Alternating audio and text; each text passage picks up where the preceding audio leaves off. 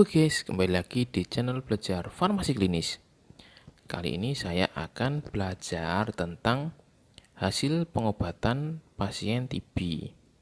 Kalau kemarin kita kan sudah mempelajari tentang bagaimana pengobatannya pada pasien TB, sekarang kita akan membahas hasil dari pengobatan pasien TB.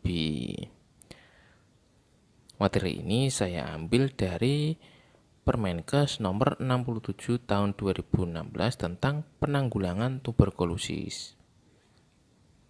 Langsung saja kita mulai. Jadi hasil pengobatan pasien TB ini dibagi menjadi 6 guys ya.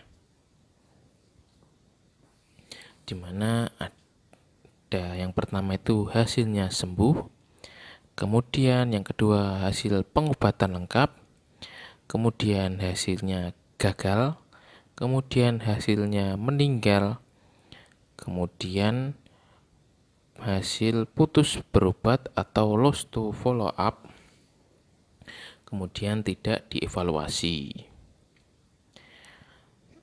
Jadi untuk hasil pengobatan pasien TB ini sudah didefinisikan sendiri, terbagi menjadi 6, di mana untuk hasil pengobatan sembuh, dikatakan sembuh ya mesti pikirannya itu ya sudah sembuh, nah,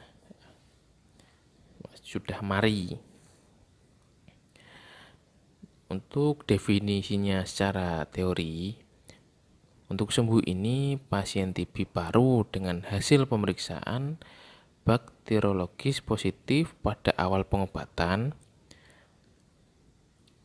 Awalnya itu positif pas di TCM, kemudian hasil pemeriksaan bakteriologis pada akhir pengobatan menjadi negatif pas dites DH lagi atau di tes TCM itu hasilnya negatif, jadi dikatakan sembuh guys ya, dari positif menjadi negatif. Selanjutnya kita akan membahas hasil pengobatan yang kedua, yaitu pengobatan lengkap, yaitu pasien TB yang telah menyelesaikan pengobatan secara lengkap, di mana pada salah satu pemeriksaan sebelum akhir pengobatan hasilnya negatif, namun tanpa ada bukti hasil pemeriksaan bakteriologis pada akhir pengobatan. Kalau pengobatan lengkap ini istilahnya sudah teratur ya, mengkonsumsi obatnya itu sudah teratur. Kemudian untuk hasil pengobatan yang ketiga yaitu gagal. Pasien yang hasil pemeriksaan DH-nya tetap positif atau kembali menjadi positif pada bulan kelima atau lebih selama masa pengobatan, atau kapan saja dalam masa pengobatan diperoleh hasil laboratorium yang menunjukkan adanya resistensi OAT atau obat anti tuberkulosis.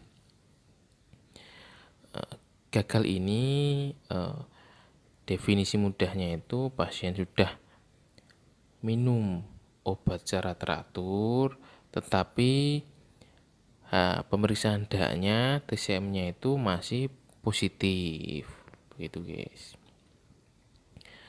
Kemudian kita akan melanjutkan hasil pengobatan yang keempat, yaitu meninggal. Ini yang paling serem nih.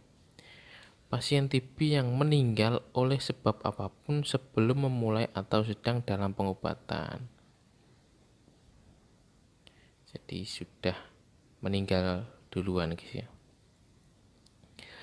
Selanjutnya hasil pengobatan yang kelima yaitu putus berobat atau lost to follow up. Pasien TB yang tidak memulai pengobatannya atau yang pengobatannya terputus terus-menerus selama 2 bulan atau lebih. Jadi untuk pasien putus berobat ini atau lost to follow up ini, masih ingat materi yang pertama, yaitu harus menggunakan pengobatan TB kategori 2. Karena putus obat guys ya, putus obat kambuh itu menggunakan OAT kategori 2. Kemudian poin yang terakhir, yang keenam dari hasil pengobatan tidak dievaluasi guys ya. Maksudnya itu pasien TB yang tidak diketahui hasil akhir pengobatannya. Termasuk dalam kriteria ini adalah pasien pindah transfer out ke kabupaten kota lain, di mana hasil akhir pengobatannya tidak diketahui oleh kabupaten kota yang ditinggalkan. Jadi pasiennya ini pindah, maksudnya pindah itu ini kan dijelaskan pindah kabupaten. Jadi tidak bisa memantau hasil dari pengobatan pasien tersebut karena pasiennya pindah, jadi tidak dievaluasi. Begitu guysnya. Jadi kita ulas lagi, hasil pengobatan pasien TB dibagi menjadi 6, yaitu yang pertama sembuh, yang kedua pengobatan lengkap, yang ketiga gagal, yang keempat meninggal, yang kelima putus berobat atau lost to follow up, dan yang keenam tidak dievaluasi. Begitu. Baik, selesai sudah perjumpaan kita kali ini. Kita ketemu di video berikutnya. Salam belajar farmasi klinis. Semangat belajar.